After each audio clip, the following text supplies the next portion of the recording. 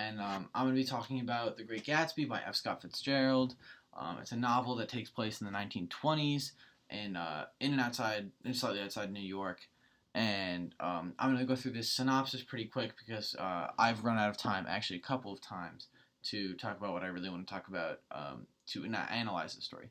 So we open up to Nick, who lives in the West Egg. The West Egg is a very newly wealthy part outside of New York, and it's youthful wealth. And so when he just moves to the West Egg, he is neighbors with a man named Gatsby. Gatsby is super mysterious as well as super rich. He throws a massive, fantabulous parties. Every weekend, he is fantabulously rich and throws huge parties. During one of his first weeks in the in the West Egg, he goes to visit Tom and Daisy, who live in the East Egg, which is a traditional old money part of this place outside of New York. And he visits Tom and Daisy Buchanan. Daisy is Nick's cousin. Nick is the narrator. Nick's cousin, and Daisy is married to Tom. So at this dinner, Nick meets Jordan Baker, who's planned to be by Tom and Daisy, his love interest. And later, Tom invites Nick down to the city the next day. So on this train ride, Tom gets off at the Valley of Ashes, which is an area in between the East and West Egg in New York that is extremely poor. And they stop and they get off at this gas station, which is owned by George Wilson. And at this gas station owned by George Wilson, Tom goes to pick up Myrtle Wilson, who is his mistress and with whom he's having an extramarital affair. And then they take Myrtle and they go downtown where they throw a massive party, and it is one of Nick's first experiences indulging the behavior of super rich. So as Nick goes on living next door to this massive mansion, he is finally invited to one of Gatsby's parties, and he goes with Jordan Baker, who is invited up to talk to Gatsby by herself. And after this talk, Nick learns that Gatsby is romantically pining for Daisy and has been since before the First War, or the World War I. And he wants Nick to set up a meeting between him and Daisy for tea, but he wants it to be a surprise. So Gatsby is characterized as a very calm and strong and ego individual. He commands the room. He's a very strong person. But when he's going to meet Daisy, he is flustered and panicking. He gardens all of Nick's crops. Oh my gosh. He gardens Nick's property and basically redoes his entire land so that when he meets Daisy, it will be perfect. This is control freak. And so when he meets Daisy, he first runs away, but then it turns out that everything's going to go well. And Gatsby and Daisy go through his mansion, and Daisy breaks down when they get to his room of shirts because she's just so overwhelmed by the wealth that she's seeing. And so as the relationship between both Nick and Gatsby grow, as well as the relationship between Daisy and Gatsby grow, we learn that Gatsby is connected with some shadier people in the world, some people connected to the criminal underworld, and he has some suspicious behavior traits. And as his relationship grows with Daisy, it's harder and harder to hide from Tom. And so the novel climaxes at the point when they're all in a room. Jordan, Gatsby, Daisy, Tom, and Nick are all in a room. And Tom has pointed out their extramarital affair and is trying to convince Daisy to leave Gatsby because of his connections to the personal underworld. And Gatsby wants Daisy to renounce any love she's ever had for Tom.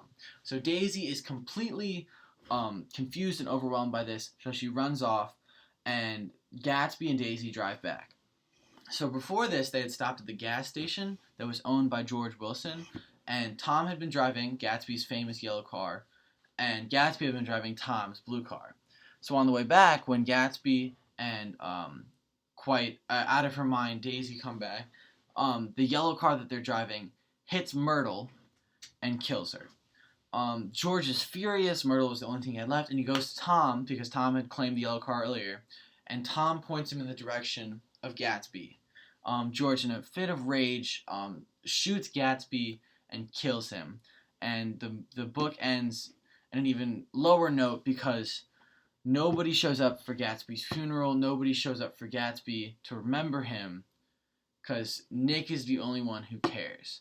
And what's most painful is that he was the one who suffered for the crimes that Daisy committed because Daisy was driving.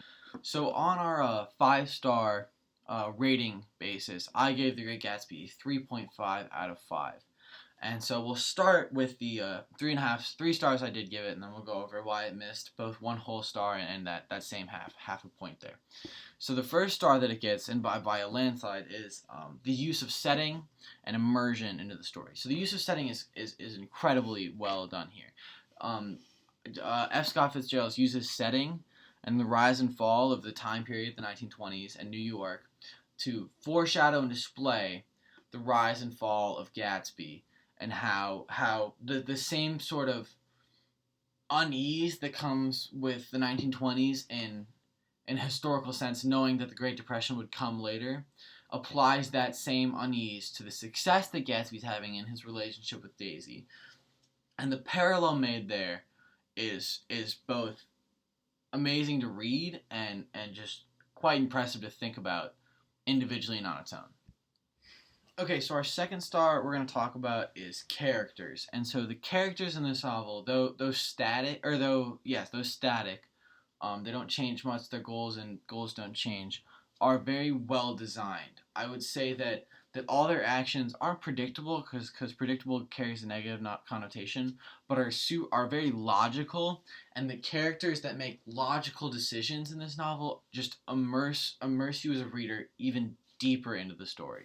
Gatsby. So Gatsby in the beginning of the novel is characterized as a very strong, ego-driven person. He needs his image to support him. His image holds him up, and this sort of continuity of this ego personality of Gatsby can be seen when Daisy is in love with him at the end of the novel. So in the section of symbolism, I get to talk about my favorite reason why I like this book, and it's the theme and symbol of Gatsby's representation and Fitzgerald's opinion on the modern American dream.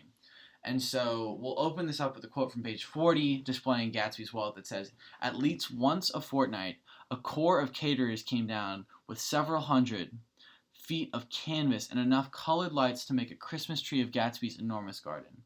On buffet tables, garnishes, glistening hors d'oeuvres, spiced baked hams crowded against the salads of harlequin, designs, and pastry pigs and turkeys." That's on page 40. This quote is it's literally just a listing of what makes Gatsby so rich, and all the quite literally material possessions he has. And so we can see at the end of the novel on page 172, Gatsby's failure to achieve a happiness or a dream is exposed on page 172. It says, "At first I was surprised and confused. Then, as Gatsby lay in his house and didn't move or breathe or speak hour upon hour, it grew on me that I was responsible for the funeral, because no one else was interested." So, in this depiction of Gatsby in death, what he has from his acquisition and accomplishment of the materialistic American dream, what he's left with is nothing. More important that the individual seeks their own happiness. And I think that message, at least in recent times, especially, I feel like the message is so important, because even since he wrote this book, the idea of a materialistic American dream still grows. People still buy things. It's about how big your house is, how many nice cars you have, and this book throws that out, and I think that's very important. So the last 2 stars are plot and author style. So plot is the star that's split in half, because the plot of this book I think is quite amazing. The arc that's made is very interesting and enthralling. The reason it's missing half a point is because the author's style and very complicated and wordy vocabulary makes it very difficult to understand the plot at first glance, and it took me at least multiple reads, and so the wording takes away from this plot. And so the quote I'm going to use is the description of Tom and Daisy's house. Though it goes on for about a page and a half, I'm only going to read a small section, and here it goes. The lawn started at the beach and ran up towards the front door a quarter of a mile, jumping over sundials and brick walls and burning gardens. Finally, when it reached the house, drifting up the side in bright vines, as though it were from the momentum of its run, the front was broken by a line of French windows, glowing now with reflected